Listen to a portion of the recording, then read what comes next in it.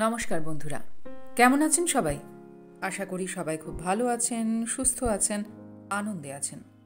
আপনাদের সবাইকে আমার চ্যানেলে স্বাগত জানাই। আজ আমি আপনাদের পড়ে শোনাব সুচিত্রা ভট্টাচার্যের লেখা গল্প বাজি।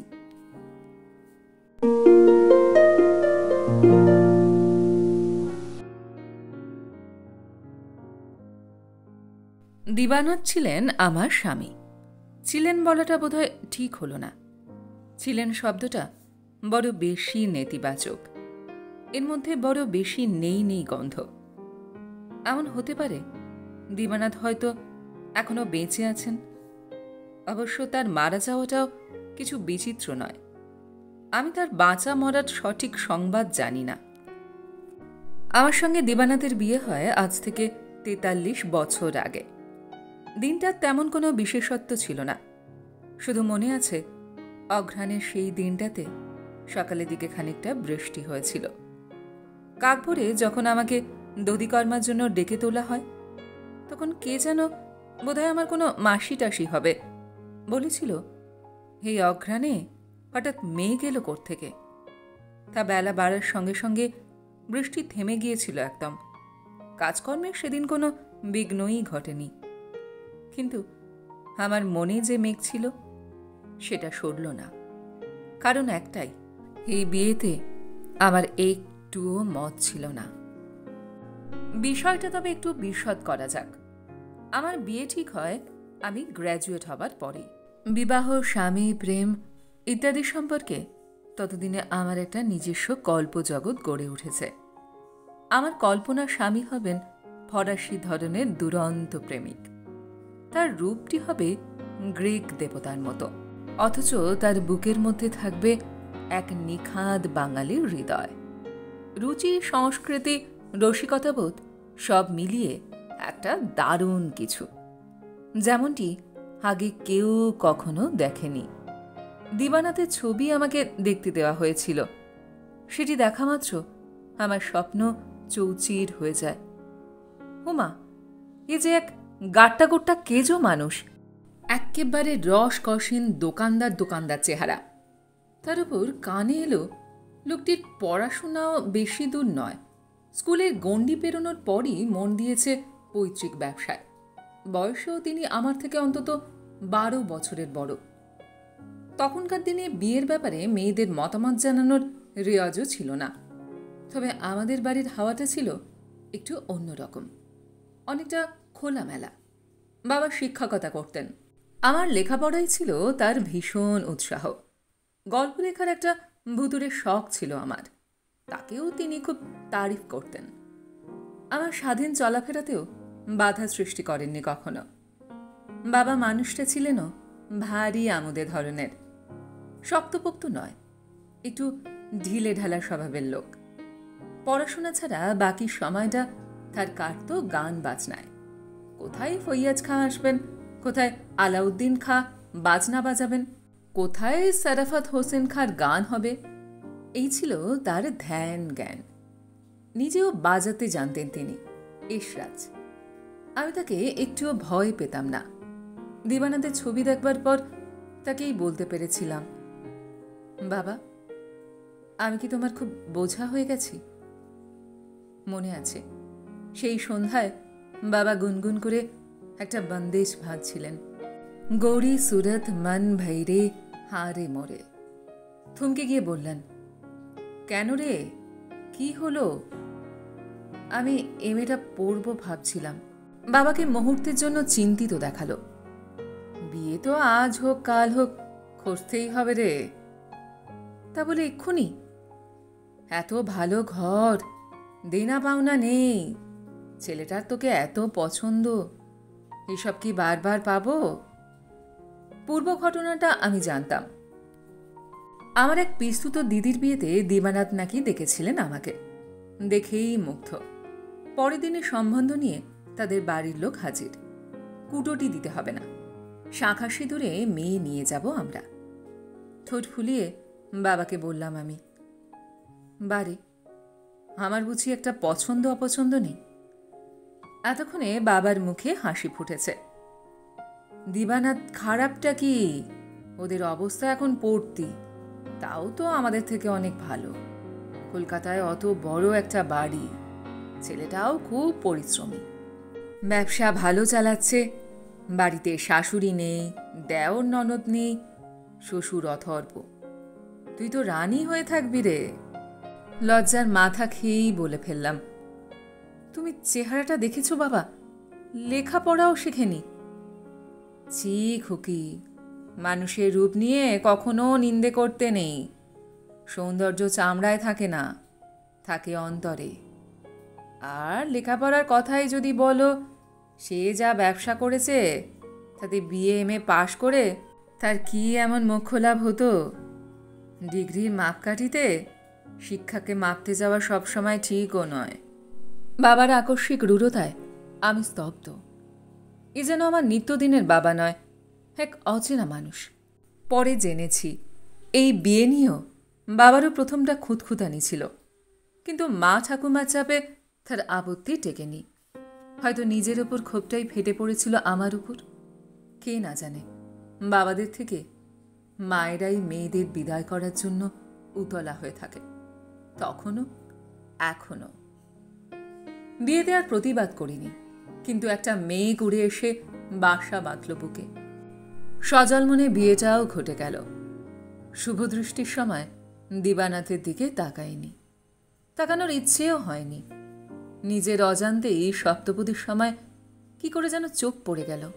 দেখলাম চন্দন চর্চিত হয়েও লোকটির চেহারা ছবির থেকে ঢের নিরেশ। উচ্চতা মাঝারিও নয়, বেটেই বলা যায়। উজ্জ্বল আলোতেও কালো রং কেমন খসখস করছে। ঝাঁটার মতো বিশ্রী গোঁফও আছে একটা। এই মানুষের সঙ্গে সারা জীবন থাকবো আমি? এক বিছানায় শোব? এই পুরুষের সন্তান ধারণ করতে হবে আমাকে? বাসরটিও জমল না। আমার কয়েকজন সখী হাসি মস্করার চেষ্টা চালিয়েছিল। কেতকী আদি রসাত্মক গানও ধরেছিল একটা, কিন্তু আমার স্বামীটি এমন গোমরা নিষ্প্রাণ মুখে বসেছিলেন যে কেতকীরা আর বেশি দূর এগোতে সাহস পায়নি। ফুলশয্যার রাতে দিবানাথের রূপ বদলে গেল। দরজা বন্ধ হতেই গোমরা ভাব উধাও। রুক্ষ স্বরটিতে ছুনছুন গানের কলি, খানাকেষ্টর গান। ওই মহাসিন্ধুর ওপার হতে কি সঙ্গীত ভেসে আসে। ফুলশয্যার উপযুক্ত গানই বটে। সঙ্গীত চর্চা করতে করতেও আমাকে নিরীক্ষণ করছিলেন দিবানাথ। আমি কচি খুকিটি নই, কি কি হবে এখন আমার জানা। দুদিনেই বিয়েটাকে ভবিতব্য বলে মেনেও নিয়েছি, তবু আমার গলা শুকিয়ে আসছিল। একসময় গান থামিয়ে দিবানাথ বিছানায় এসে বসলেন। তোমার নামটি ভারী সুন্দর, বসুন্ধরা। আমি চুপ, আড়ষ্ট। তিনি আবার বললেন, বসুন্ধরা মানে তো পৃথিবী, তাই না? এমন বোকা প্রশ্নের কোনো মানে হয়? তিনি আমার কাঁধে হাত রাখলেন। হাতটি কাঁপছিল। বললেন, বসুন্ধরা নাম ডাকার পক্ষে ভালো না, ছোট করারও অসুবিধে আছে। বসুও কেমন যেন, ধরাও ভালো শোনায় না। জড়সড় হয়ে বসে থাকতে থাকতে এবার আমার হাসি পেল। কাঁধ ধরে দিবানাথ একটু কাছে টানলেন আমাকে। আচ্ছা, আমি যদি তোমাকে খুকি বলে ডাকি, তোমাদের বাড়ির মতন? বাইরে সানাই বাজছিল। নহবতখানা বানিয়ে গোটা রাত সানাই বাদনের বন্দোবস্ত করেছেন আমার স্বামী। বন্ধ দরজা ভেদ করে সানাই সুরে আছাড়ে ভাছাড়ি খাচ্ছিল ঘরে। আলো বেশি নেই। বিশাল কক্ষে একটি মাত্র বেড ল্যাম্প জ্বলছে। আলো আধারে সানাইয়ের সুর অন্ধকারকে বেশি প্রকট করে তুলছিল যেন। আমি ঝট করে বলে উঠলাম, আপনি আমাকে খুকি বলে ডাকবেন কেন? কেন, ডাকটা কি খারাপ? বলেই বিভিন্ন ভঙ্গিমায় বিচিত্র সুরে খুকি কথাটা উচ্চারণ করলেন দিবানাথ। আমার রাগ হয়ে গেল। না, আপনি আমায় খুকি বলে ডাকবেন না। মুশকিল হলো, কি বলে ডাকি তাহলে? তুমি আমার থেকে এত ছোট। যা খুশি ডাকুন, কিন্তু খুকি নয়। পুরো নাম ধরে ডাকতে পারেন। আমার স্বরে বোধহয় একটু তেজ ছিল। কিছুটা অপ্রতিভ হয়ে পড়লেন দিবানাথ। কাঁধ থেকে হাত সরিয়ে বিছানা ছেড়ে জানলার ধারে গিয়ে দাঁড়ালেন। বেশিক্ষণ থাকলেন না সেখানে, আবার ফিরে এসেছেন বিছানায়। আমার হাতে হাত নাড়াচাড়া করছেন মিনমুখী বালা। গম্ভীর স্বরে প্রশ্ন করলেন, আমাকে তোমার পছন্দ হয়নি না? সত্যি বলতে পারলে কি যে ভালো হতো। পছন্দ না হলেও উপায় নেই, আমার সঙ্গেই ঘর করতে হবে। মনে মনে বললাম, জানি। তোমাকে কিন্তু পুরো সংসারটাই দায়িত্ব নিতে হবে। বিয়ের ভিড় কাটলে সবকিছু বুঝে শুনে নেবে। শুনেছ তো, রোজগারপাতি আমি খারাপ করি না, সবই এখন থেকে তোমার জিম্মায় থাকবে। আমিও। বলেই প্রস্তুতির অবকাশ না দিয়ে একটু চুম্বন সারলেন দিবানাথ। চুম্বন যে এত স্বাধীন কোষ্ঠী হতে পারে আমার ধারণাই ছিল না। হায় ফরাসি প্রেমিক! সংকোচ আর বিরক্তিমাখা মুখে আমি যখন পরবর্তী আক্রমণের অপেক্ষায়, দিবানাথ বললেন, খান সাহেব সানাইটা কিন্তু দারুণ বাজাচ্ছে। দিবানাথ বললেন, এক রাতে 200 টাকা নিচ্ছে। ভালো বাজবে নাই বা কেন? কি রাগ বাজাচ্ছে বোঝো? দরবারি কানাড়া। আপনি ভুল করছেন, কাহা তো কার চুপ করে থাকা যায়? বলেই ফেললাম, ওটা মালকোষ না, দরবারি কানাড়া। একটু যেন দমে গেলেন স্বামী। আমি শান্তভাবে বললাম, আমি মালকোষ চিনি। দরবারির সঙ্গে মালকোষের তফাৎ হলো, মালকোষের ক্ষেত্রে চুপ, একদম চুপ। চাপা স্বরে হঠাৎ হিস করে উঠলেন দিবানাথ, আমার সঙ্গে তুমি তর্ক করো না, ওটি দরবারি কানাড়াই। বাজি ধরবেন? কথাটা বেরিয়ে গেল মুখ থেকে। ছোট্ট থেকেই এই আমার একটা বিটকেল নেশা। দুধওয়ালা আসবে কিনা মার সঙ্গে বাজি ধরি। কাপড় কাচার লোকটা সপ্তাহে কটা কাপড় ফাটাবে তা নিয়ে বাবার সঙ্গে বাজি হয়। এছাড়া দাদা তো আছেই। যে কোনো ছুতোই বাজির লড়াই চলছে ভাই বোনে। বৃষ্টি, রোদ্দুর, শিলপড়া, কবিতার লাইন, পরীক্ষার রেজাল্ট, কি নিয়ে নয়। আর মজার ব্যাপার, আজ পর্যন্ত বাজিতে আমি হারিও নি। বাবা ঠাট্টা ছলে বলতেন, মেয়েরা আমার বাজি লগ্নে জন্ম। দিবানাথেরও জেদ যেন চেপে গেছে। বললেন, রাখবো বাজি। হেরে যাবেন কিন্তু, দেখা যাক। আধো অন্ধকারে দিবানাথের কালো কুচকুচে মনি দুটো জ্বলছিল। হারলে কি দিতে হবে? দুম করে বলে বসলাম, আজ রাত্রে আমার পাশে শোবেন না, শোবেনও না আমাকে। রাজি? দিবানাথের নাকের পাটা ফুলছিল। আর তুমি যদি হারো? বলুন, আপনি কি চান? দিবানাথ কথা বললেন না, দরজা খুলে বেরিয়ে গেছেন। মিনিট কয়েক পরে ফিরে এসে নিঃসারে খিল তুললেন। এক পা করে এগোলেন আমার দিকে। ক্রূর চোখে দেখছেন, যেন অন্যায়ভাবে ঠকিয়েছি আমি। হিংস্র দৃষ্টি সরালেন এক সময়। ঘরের ভিতরে সোফা ছিল, সেখানে আতশোয়া হয়ে কাটিয়ে দিলেন রাত। ঘুমননি। তার আগুনের হলকার মতো নিঃশ্বাস অঘ্রাণের রাতকেও তপ্ত করে তুলেছিল। জয়ের তৃপ্তি স্থায়ী হল না। পরের রাত্রেও আমাকে অধিকার করলেন দিবানাথ। আমাদের সম্পর্কে একটা শনি ঢুকে গেল। দিবানাথ ছিলেন আমার শ্বশুরমশাইয়ের একমাত্র সন্তান। একমাত্র সন্তান হবার সুখ যেমন আছে, বিপদও কম নেই। এদের কামনায় কোনো লাগাম থাকে না। অনেক সময়ই তার সৃষ্টি ছাড়া পর্যায়ে চলে যায়। আমার শ্বশুর হরনাথ তার বিয়ের পরপরই জ্ঞাতিগোষ্ঠী শরিকি বাড়ি ছেড়ে পৃথক হয়ে আসেন। নিজের ভাগটি বুঝে নিয়ে ভবানীপুরে একটি দোতলা বাড়ি তৈরি করেন। সেই বাড়িতেই আমাদের বাস। দিবানাথের জন্মের বছরখানেকের মধ্যেই হরনাথের স্ত্রী বিয়োগ হয়। কিন্তু তিনি আর বিয়ে করেননি। কেন যে করেননি? করলে হয়তো 2-1 ভাই বোন থাকত দিবানাথের। নিদেন পক্ষে সংসারে কটা নারীর ছোঁয়া থাকলে দিবানাথের মধ্যে নিষ্ঠুরতা হয়তো কিছু কম থাকত। হয়তোবা কিছু সুকুমার বৃত্তির বিকাশও হতে পারত তার হৃদয়। দিবানাথের নিষ্ঠুরতা ছিল ভিন্ন গোত্রের। শারীরিক নিগ্রহ তো দূরস্থান, কোনোদিন একটা কটু কথাও বলেননি তিনি।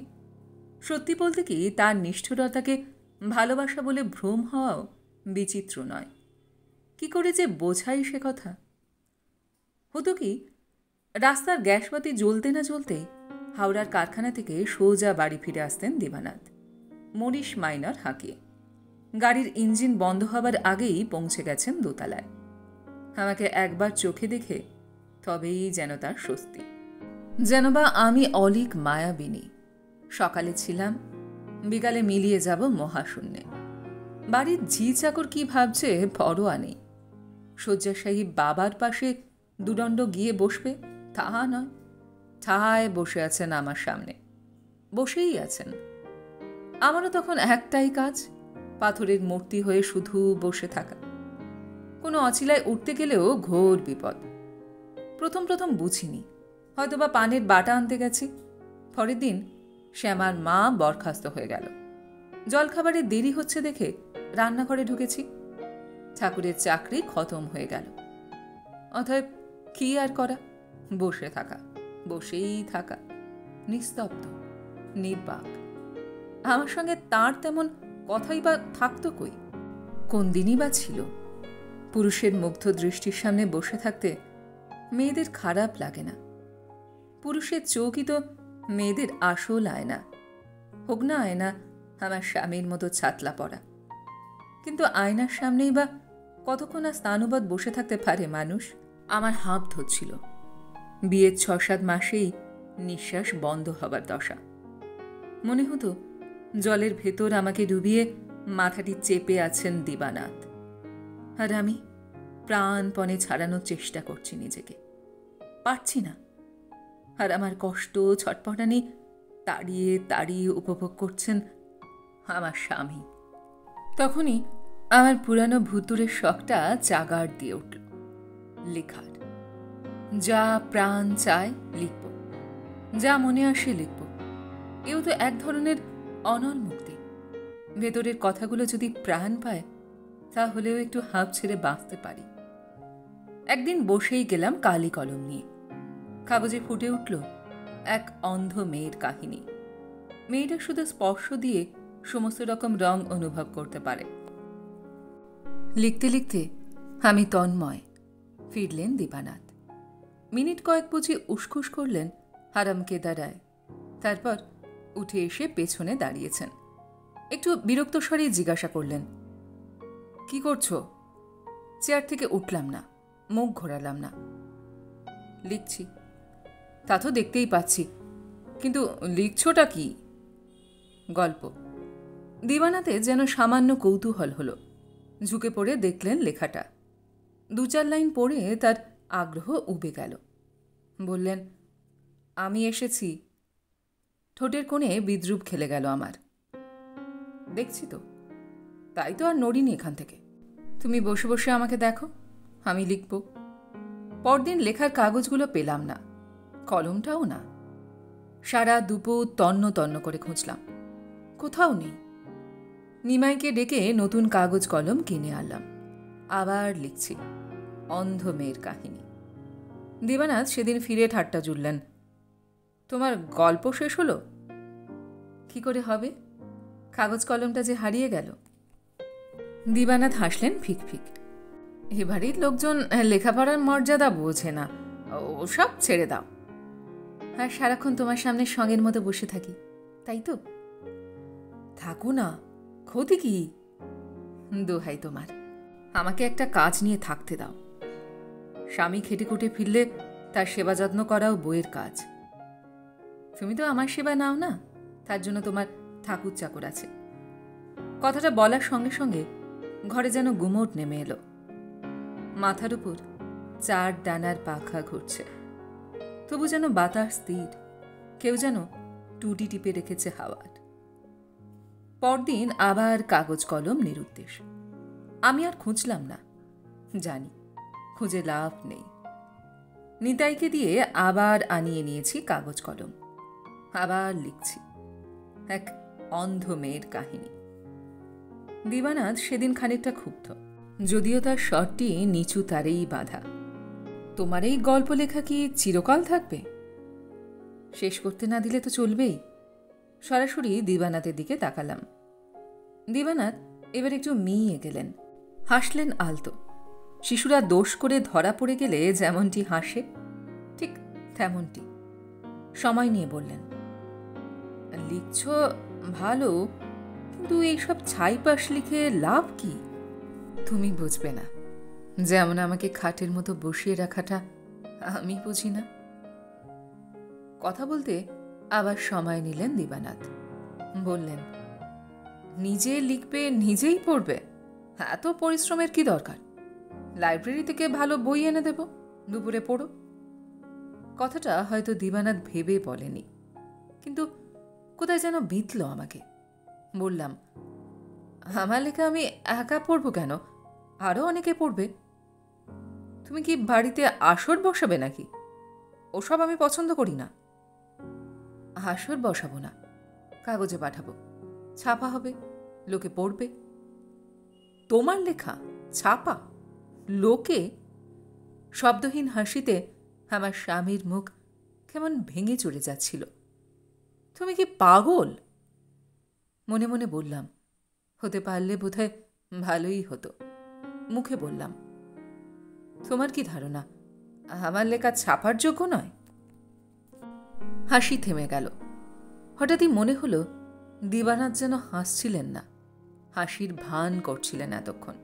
মনের কোন গোপন কথা লুকিয়ে রাখছিলেন হাসিতে। নিরস স্বরে বললেন, তোমার কি সন্দেহ আছে কোন মূর্খ তোমার লেখা পুঁছবে? বাবার আদর পেয়ে তোমার মাথা বিগড়ে গেছে। এই কথাগুলো যেন মনের কথা নয়, আমাকে আঘাত করার জন্য বলা। অপমানে সম্বিত হারালাম। বলে উঠলাম, বাজি, যদি আমার লেখা পূর্বাশায় ছাপা হয়? সন্দিগ্ন চোখে আমাকে দেখছিলেন দিবানাথ। বোধহয় ফুলশয্যার স্মৃতিটা কাটা ফোটাচ্ছিল বুকে। আমি একদম সামনে গিয়ে দাঁড়ালাম। বাজি ধরতে ভয় পাচ্ছ? কিসের ভয়? আমি ভয়টায় পাই না। তাহলে বলো, যদি গল্পটা ছাপা হয়, তুমি আর আমাকে লিখতে বাধা দেবে না? ওই নোংরা কাগজ লুকোনোর খেলা খেলবে না? দিবানাথ সরে গেলেন, ঘরে পায়চারি করলেন খানিকক্ষণ। নিজের কুকর্মের জন্য এতটুকু ছায়া নেই মুখে। একটু পরে বললেন, যদি ছাপা না হয় তাহলে কি হবে জানো? জীবনে কখনো আর কাগজ কলম ধরতে পারবে না তুমি। রাজি? বেশ, রাজি। সত্যি 2-3 দিন আর বাধা এলো না। গল্পটা মনের মতো করে লিখে নিজের হাতে ডাকে পাঠিয়ে দিলাম পূর্বাশায়। এখন ফলাফলের প্রতীক্ষা। দিন যায়, দিন যায়, উত্তর আর আসে না। ভেতর থেকে এক গভীর অবসাদ ছেয়ে ফেলেছিল আমাকে। বাজিতে না গিয়ে দিবানাথকে হাতে পায়ে ধরে বোঝালেই কি ভালো হতো? লেখার সময় যেটুকুনি আকাশ দেখতে পেয়েছিলাম, তাও কি মুছে গেল চোখ থেকে? এমন সময় আমার শ্বশুর মশাই মারা গেলেন। আগেই মস্তিষ্কে রক্তক্ষরণে অসাড় ছিলেন তিনি। দোতলার এক কোণে জীবন মৃতের মতো বেঁচেছিলেন। সন্ন্যাস রোগ তার প্রাণটুকু হরণ করে নিল। আমার সঙ্গে শ্বশুর মশাইয়ের তেমন কোনো নৈকট্য গড়ে ওঠেনি। তার মৃত্যু তাই তেমনভাবে ছুঁতে পারল না আমাকে। শ্রাদ্ধ শান্তি চুকে গেছে।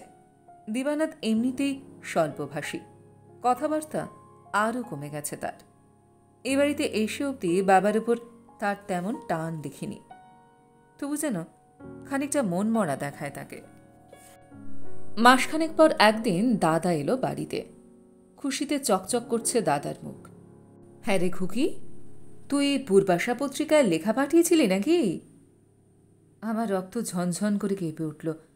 হ্যাঁ, কেন? জেনেও না জানার ভান করা হচ্ছে? তোর লেখা তো বেরিয়ে গেছে গত সংখ্যার আগের সংখ্যায়। ভাবিস বিয়ে দিয়ে পর করে দিয়েছি, কোনো খবর রাখি না। তুই একটা অন্ধ মেয়েকে নিয়ে ওরকম দারুণ গল্প লিখলি কি করে? আমার বন্ধুদেরও পড়িয়েছি। ওরকম গল্প লেখা কি চারটিখানি কথা? আরও কি সব বলেছিল দাদা আমার মনে নেই। তবে দাদা চলে যাবার পর একটা সন্দেহ কুরে কুরে খাচ্ছিল আমাকে। কাঠের দেরাজে দিবানাথের একটা নিজস্ব কুঠুরি ছিল। অফিসের কাগজপত্র রাখতেন সেখানে। খুলে একটু ঘাঁটাঘাঁটি করতেই যা ভেবেছি তাই, পূর্বাশাটি রয়েছে। পত্রিকার ভাঁজে পূর্বাশার সম্পাদকের চিঠিও, আমাকে লেখা, মাস 4 আগে। আপনার সুললিত গল্পটি আমাদের চমৎকৃত করিয়াছে। আগামী সংখ্যায় রচনাটি প্রকাশিত হইবে। আপনার স্বামী আমাদের দপ্তরে লেখাটির খোঁজ করিতে আসিয়াছিলেন। তাহাকে পূর্বেই সংবাদটি জানাইয়াছিলাম। আশা করি তার হস্তে প্রেরিত কিঞ্চিৎ সম্মান মূল্যটিও আপনি ইতিমধ্যে পাইয়াছেন। পূর্বাশার পাঠক মণ্ডলী আপনাকে আবার পাইতে ইচ্ছুক। আপনি আরও গল্প পাঠাইলে বাধিত হইব। চিঠি পড়ে এক অদ্ভুত শিহরণ জাগল শরীরে, এক মুক্তির অপার পুলক। অন্যদিকে এক তীব্র বিবমিষা। শিকল ছিঁড়ে গেছে আমার, তবু শরীর জুড়ে কেন ওই তিতকুটে স্বাদ? আমি আমার স্বামীকে ঘৃণা করতে শুরু করলাম। দিবানাথ ছিলেন এক কথার মানুষ। তার কারখানার লোকজন বাড়িতে আসতো মাঝে মাঝে। তারা বলতো দিবানাথবাবুর কোনো আবেগ উচ্ছ্বাস নেই, কিন্তু তিনি যা বলেন তাই করেন। মাইনে বাড়াবেন তো বাড়াবেন, বাড়াবেন না তো কিছুতেই বাড়াবেন না। যেখানে যে জিনিস ডেলিভারি যাওয়ার কথা, পৃথিবী উল্টে গেলেও সেখানে সেই দিন মাল পৌঁছবেই। তাতে যদি তার লোকসান হয় তবুও। কথাটা আমার বিশ্বাস হতো না। যে মানুষের পেটে এত প্যাঁচ, সে কি এত সোজা হতে পারে? কিন্তু কি আশ্চর্য, সেদিনের পর থেকে সত্যি তিনি আর আমার সাহিত্য সাধনায় কোনো ব্যাঘাত সৃষ্টি করলেন না। উল্টে আমি এক নতুন প্রতিশোধের নেশায় মাতলাম। সারা দুপুর ঘুমোই, সন্ধ্যে থেকে কাগজ কলম নিয়ে বসি। আকাশ ক্রমশ গাঢ় হতে থাকে, রাত নিশুত হয়, তারা নেভে, ভোরটাও আসে ধীর পায়। আমি লিখতে থাকি। তখনও একটি দিনের জন্য দিবানাথ আমাকে টানেন না বিছানায়, অথচ বুঝতে পারি তিনি জেগে আছেন। তার রক্তবর্ণ চোখ ধারালো ছুরি হয়ে এসে ফালাফালা করতে চায় আমাকে। তবু কলম থামাই না সারা রাত। কি লিখছি তাতে কিছু আসে যায় না, কিন্তু লোকটা পুরুক, নিজের বাসনা আগুনে পুরুক। খেলাটা বেশি দিন চলল না, বড়জোর হপ্তাখানেক। তারপর একদিন গা গলিয়ে উঠল আমার, মাথা টলে গেল। সঙ্গে সঙ্গে ডাক্তার ভর্তি। ছোটাছুটি করে চারিদিক তোলপাড় করে ফেললেন দিবানাথ। মেয়ে ডাক্তার এসে খুঁটিয়ে খুঁটিয়ে দেখল আমাকে, হাসল। কেউ একজন আসছে পৃথিবীতে। দিবানাথ যেন খুশি হলেন না তেমনটা। প্রথম সন্তানের আগমন বার্তা বাবাদের প্রায় পাগল করে তোলে। সেই আনন্দের ছিটে ফোটাও নেই দিবানাথের মধ্যে। আমি কাগজ কলমে আঁকিবুকি কাটতে কাটতে দেখি প্রায় সন্ধ্যাতেই ম্লান মুখে বসে আছেন আমার স্বামী। আকাশ পাতাল কি যেন ভাবছেন, বুঝিবা নিজের সঙ্গেই কোনো জটিল বোঝাপড়া চলছে তার।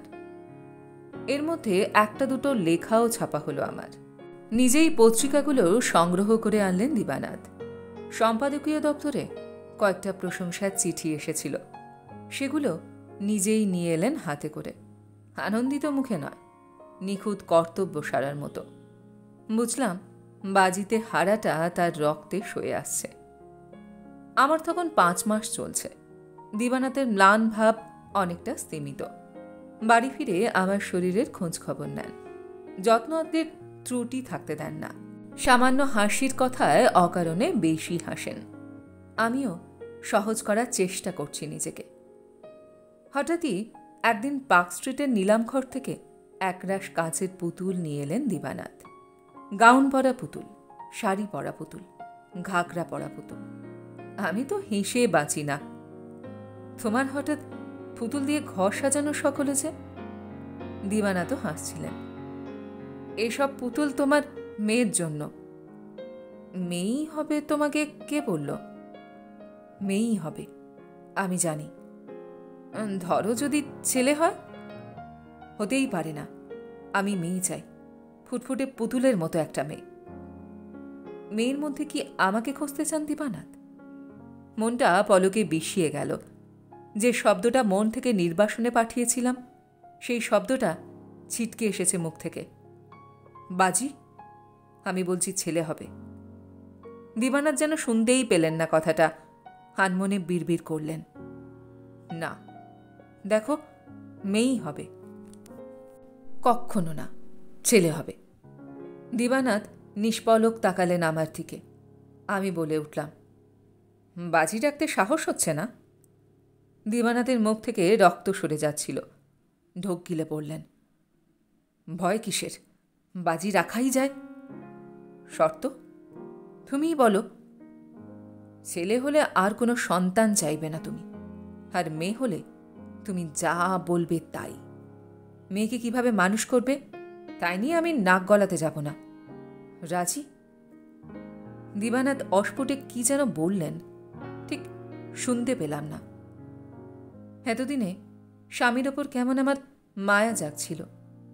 মায়া না করুণা, হৃদয়ে নিঘ্নানো কোনো অনুভূতি নয়, তবু কেন যে বুকটা টলটল করে ওঠে, কেন? দিবানাথ ছিলেন আমার একমাত্র ছেলের পিতা, কিন্তু তিনি কোনো দিন ছেলেকে একটু ভালোবাসতে পারেননি। মাতৃসদনে সদ্যজাত শিশুকে দেখে মুখ পাংশু হয়ে গিয়েছিল তার। শুনেছি বাড়ি এসে তিনি নাকি সেদিন জল স্পর্শ করেননি। ছেলেকে তিনি কখনো কোলে নিতেন না, আদর করতেন না। তার কাছ থেকে এত ধরনের নির্মম উপেক্ষাই পেয়ে এসেছে আমার ছেলে। দিবানাথের ওপর যেটুকু মায়া এসেছিল, আমার সেটুকুও চলে গেল ওই উপেক্ষা দেখেই। দিবানাথকে বাদ দিয়ে এক পৃথক দুনিয়া নির্মাণ করে নিলাম আমি, আমার ছেলেকে নিয়ে, আমার লেখা নিয়ে। ক্রমশ আমার লেখার জগৎ ছড়িয়ে পড়ছিল। আমার প্রথম দিকের গল্প বড় বেশি আবেগ বাহুল্য থাকত, আতিশয্য থাকত, নাটকীয়তা থাকত। সেগুলো ধীরে ধীরে কমে এলো। আমার কলম হয়ে উঠল রুক্ষতর, কঠিন। তবে ভাষার নিপুণ আঁচড়ে হৃদয়ের আরও গভীরে পৌঁছতে সমর্থ হলাম আমি। অনেক নামী কাগজেই নিয়মিত আমার লেখা বেরোয়। ছোট হলেও কিছু ভক্তকুল তৈরি হয়েছে আমার। বেশ কয়েকটি বইও প্রকাশিত হয়েছে। তার মধ্যে 4টি উপন্যাস বিভিন্ন ভাষায় অনুবাদও হয়ে গেছে। সভা সমাবেশ, সাহিত্য আসর থেকে ডাক আসে মাঝে মাঝে। প্রায়ই এখানে সেখানে যাই। পাঠক আর সমালোচকদের মতে আমি এখন বাংলা সাহিত্যের এক বিশিষ্ট লেখিকা। ছেলেকেও আমি আমার মনের মতো করে মানুষ করেছি। ছোট থেকেই সে পড়াশোনায়ও অত্যন্ত মেধাবী। উচ্চ মাধ্যমিক পরীক্ষায় রীতিমতো ভালো রেজাল্ট করে খড়গপুর IIT থেকে ইঞ্জিনিয়ারিং পাশ করেছে। বছর 5 জন্য আমেরিকা গিয়েছিল। ফিরে এসে এখানকারই এক বড়সড় প্রতিষ্ঠানে উঁচু পদে বহাল এখন। স্বভাবে সে যথেষ্ট শান্ত, বিনয়ী। আমি তার মধ্যে শৃঙ্খলাবোধ বপন করতে পেরেছি। নিজের পছন্দ মতো একটি মেয়েকে সে বিয়ে করেছে। নাতি নাতনি, ছেলে, ছেলের বউ নিয়ে আমার এখন ভরাট সংসার। এই দীর্ঘ সময়ে দিবানাথের প্রায় কোনো বদলই হয়নি। তিনি মূলত কর্মী মানুষ, কারখানা নিয়ে পড়ে থেকেছেন বরাবর। একটা সময় গেছে যখন সকালে উঠে কাজে বেরিয়ে যেতেন, ফিরতেন অনেক রাতে। মাঝে কারখানার অবস্থা কিছুকাল খারাপ ছিল। অর্ডার নেই, র মেটেরিয়াল পাওয়া যাচ্ছে না, শ্রমিক অসন্তোষ লেগে আছে, এইসব। সে সময়ে খুব দুশ্চিন্তায় থাকতেন দিবানাথ, কিন্তু কখনো সান্ত্বনা খুঁজতে আসেননি আমার কাছে। আমার ওপর এক অদ্ভুত ক্রোধে নিজেকে সরিয়ে নিয়েছিলেন তিনি। ছেলে হবার পর আমাদের বিছানা আলাদা হয়েছিল। ছেলে বড় হতে ঘরও আলাদা হয়ে গেছে। পাশের ঘরেই থাকেন, তবু যেন দূরত্ব বেড়ে গেছে বহু যোজন। কথাবার্তা হয় না যে তা নয়, তবে সেসব নিছকই মামুলি আলাপচারিতা, প্রাণহীন, শুকনো। আমার লেখা বা খ্যাতি সম্পর্কে তিনি বিন্দু মাত্র উৎসাহী নন। আমিও তার ব্যবসার হাল হকিকত নিয়ে সামান্যতম কৌতূহল দেখাই না। সংসারে থেকেও দিবানাথ আমাদের সংসারের বাইরের মানুষ। শুধু একটা জিনিস আমি টের পাই, বাবা ছেলের মধ্যে একটা চোরা সম্পর্ক তৈরি হয়ে গেছে।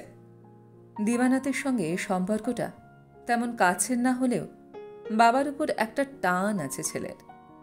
দিবানাথও যেন খানিকটা মান্য করেন ছেলেকে। ছেলের পীড়াপিড়িতেই ইদানিং কারখানা যাওয়া কমিয়ে দিয়েছিলেন দিবানাথ। বাড়িতেই থাকতেন, সার টবে বনসাই করে দিন রাত পরিচর্যা করতেন তাদের। স্বাভাবিক একটা গাছকে জোর করে বাড়তে না দেওয়ার মধ্যে এক ধরনের চাপা নৃশংসতা আছে, সেটা আমার একদম পছন্দ নয়। হয়তো সেজন্যই বনসাইয়ের প্রতি দিবানাথের এত আকর্ষণ। তবু বাধা দিইনি আমি। ভেবেছি পাশাপাশি দুটো রেল লাইনের মতো কেটে যাক না জীবনটা, যেমন কেটেছে এতদিন। কাটল না। নিয়তি বাদ সাধলেন। গত বছর শীতের শুরুতে রাত্রে শুতে যাওয়ার সময় হঠাৎই আমার বুকে যন্ত্রণা শুরু হলো। যন্ত্রণা মানে সে এক অসহ্য অনুভূতি। কেউ যেন আমার হৃৎপিণ্ডের ধারালো নখের আঁচড় টানছে, মুঠোয় চেপে নিষ্পোষিত করছে আমার ফুসফুস। দরদর করে ঘামছি আমি। আর্তনাদ করে ফেলেছিলাম বোধহয়। অমনি পাশের ঘর থেকে ছুটে এসেছেন দিবানাথ। ছেলেকে ডাকার আগেই ডাক্তারকে টেলিফোন করছেন। ডাক্তারের নির্দেশে রাত দুপুরে আমাকে নিয়ে নার্সিংহোমে ছুটছেন। ভাড়াটা কেটে গেল। 7 দিন পর ফিরে এলাম বাড়িতে। হৃৎপিণ্ডের বাইরের দেওয়াল বড়সড় ঝাঁকুনি খেয়েছে একটা, ভাঙেনি। পূর্ণ বিশ্রামে খাঁচা মেরামত হয়ে যাবে। ফিরে আসার পর রোজ অনেক রাত অবধি আমার ঘরে বসে থাকতেন দিবানাথ। কথা নেই, শুধু নিঃশব্দ উপস্থিতি। এক সময়ের কুচকুচে কালো চোখের মণি ধূসর হয়ে এসেছে, হয়তোবা নিষ্প্রভ। তবু যেন সেই চোখ বড় জীবন্ত মনে হতো আমার। মনে পড়ত এইভাবেই এক সময় আমার দিকে তাকিয়ে কত সন্ধ্যা, কত রাত্রি কাটাতে চেয়েছেন তিনি। অথচ আমি ওই দৃষ্টি সহ্য করতে পারিনি। আজ পারছি। ওই চোখে এখন কোনো কামও নেই, মুগ্ধতাও নেই, আসক্তিও নেই। তবুও ওই চোখ পড়লে কেন যে গা ছমছম করে। একদিন বলেই ফেললাম, কি অত দেখো, আমি তো এখন বুড়ি। দিবানাথ আলগা হাসলেন। কুদর্শন মুখমণ্ডলীটি ওই হাসিতে বড় মায়াবী ঠেকল আমার। স্মিত মুখে বললাম, আমার দিন তো ফুরিয়ে এলো। দিবানাথের চোখ মুহূর্তের জন্য ঝলসে উঠল, পরক্ষণে আবার ধূসর।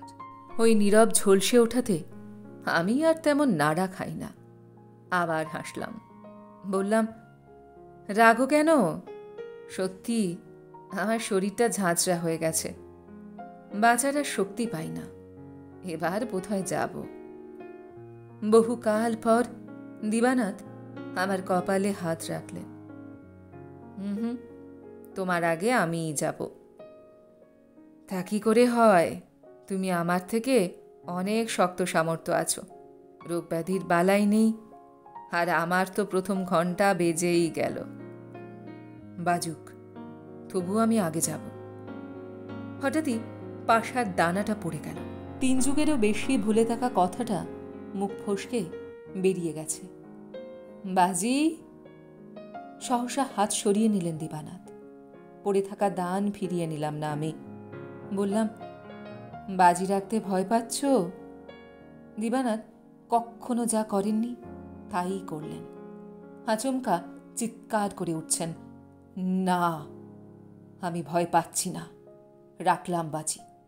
একবারও কি তুমি হারবে না জীবনে? দিবানাথের চিৎকার আর্তনাদ হয়ে মথিত করছিল রাতটাকে। নীলাভ অন্ধকারকে ছিন্ন ভিন্ন করে দিচ্ছিল। ঘরে প্রাচীন কড়িপরকারাও যেন কাঁপছিল থরথর। পরদিন থেকে দিবানাথকে আর খুঁজে পাওয়া গেল না। এক হিমেল ভরে নিরুদ্দেশ হয়ে গেলেন দিবানাথ। দিবানাথ নেই, না, নেই বলাটা ভুল। নেই শব্দের একটা সমাপ্তি আছে। তিনি কোথায় আছেন, আদৌ আছেন কি না, আমি এখনও জানি না। বাবাকে খোঁজার চেষ্টায় কোনো ত্রুটি রাখেনি আমার ছেলে। পুলিশে খবর দিয়েছে, রেডিও, টিভি, খবরের কাগজে নিরুদ্দেশের বিজ্ঞাপন দিয়েছে কয়েকবার। যেখান থেকে খবর এসেছে ছুটে গেছে বারবার। প্রাইভেট ডিটেকটিভও লাগিয়েছিল, লাভ হয়নি। ৭৪ বছরের দিবানাথ যেন কর্পূরের মতো উবে গেছেন। হঠাৎ গত আষাঢ়ে বেনারস থেকে একটা চিঠি এলো। কোনো এক উষারঞ্জন নস্করের লেখা। আমার স্বামী নাকি জ্যৈষ্ঠ মাসে দশাশ্বমেধ ঘাটে অসুস্থ হয়ে পড়েছিলেন। কয়েক ঘন্টার মধ্যেই তার মৃত্যু হয়। মৃত্যুর আগে উষারঞ্জনকে ঠিকানাটা দিয়ে গিয়েছিলেন তিনি।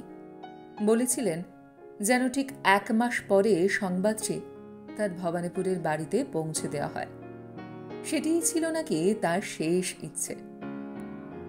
বুকটা ফাঁকা হয়ে গেল আমার।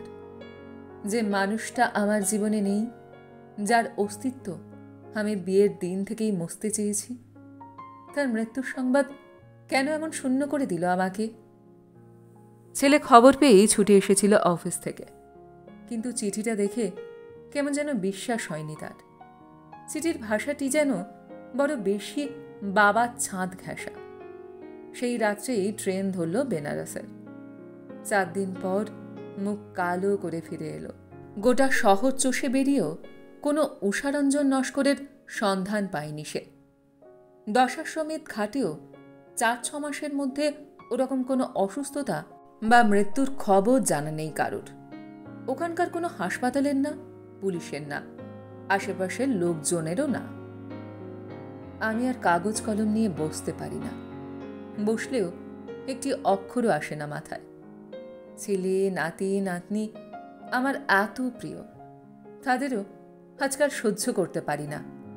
ঘরে এলে দূর দূর করে বিদায় করি, কারণ লোকেরা আমাকে নিয়ে আড়ালে হাসাহাসি করে। তারা কি বলে তাও আমি জানি। বলে বুড়ো পালাতে বুড়ির মাথায় ছিট ধরেছে। তা তো ধরেছেই।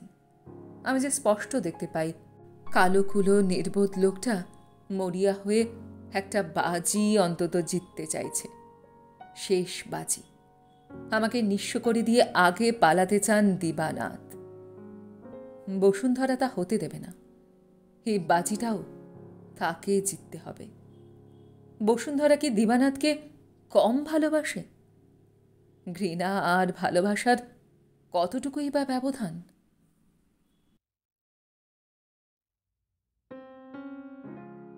গল্পটি এইখানে সমাপ্ত হল।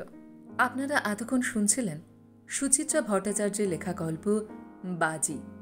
গল্পটি আপনাদের কেমন লাগলো বা আমার গল্প পাঠ আপনাদের কেমন লাগলো কমেন্ট সেকশনে অবশ্যই লিখে জানান। যদি আমার গল্প পাঠ আপনাদের ভালো লেগে থাকে তাহলে আশা করব লাইক শেয়ার অবশ্যই করবেন। আর এই ধরনের সুন্দর সুন্দর কাহিনী আরও শুনবার জন্য আমার চ্যানেলটিকে সাবস্ক্রাইব করতে ভুলবেন না কিন্তু। তবে আজ এই পর্যন্ত।